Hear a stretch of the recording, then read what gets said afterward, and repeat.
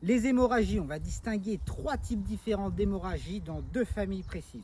On a les hémorragies externes, donc le sang qui sort à l'extérieur, et les hémorragies internes, c'est-à-dire que le sang va sortir et va s'accumuler à l'intérieur du corps.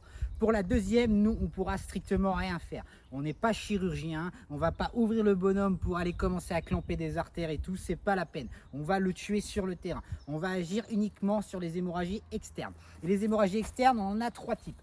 La première, c'est l'hémorragie artérielle. Ça va par exemple toucher la carotide, ça va toucher l'artère sous-claviculaire, ça va toucher l'artère radiale. Ces hémorragies-là, ça va être massif, ça va être très rapide. Le sang va être très clair, il va pulser, ça va vraiment sortir comme d'un robinet. Et une hémorragie artérielle comme ça, en 30-45 secondes, le bonhomme il est calanché. Donc là il va falloir aller très rapidement dans l'action. Ensuite on a les hémorragies veineuses. Les hémorragies veineuses, elles vont toucher une veine. Ça va être moins rapide et moins mortel qu'une hémorragie artérielle. Là on a entre 1 et 3 minutes pour pouvoir agir en fonction de la zone touchée.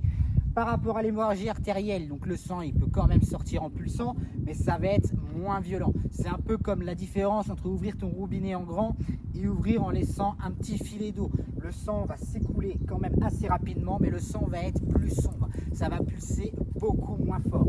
Et enfin, on aura les hémorragies capillaires. Donc ça, tout le monde a connu, c'est quand tu te coupes un peu avec le couteau, par exemple, tu te blesses quelque part, tu te griffes, ça saigne, mais c'est pas une hémorragie vitale, c'est pas une hémorragie où il va falloir agir là tout de suite, vraiment dans l'instant. C'est plutôt quelque chose qu'on va mettre dans la séquence blessure, qu'on va traiter, qu'on va devoir désinfecter, qu'on va devoir protéger.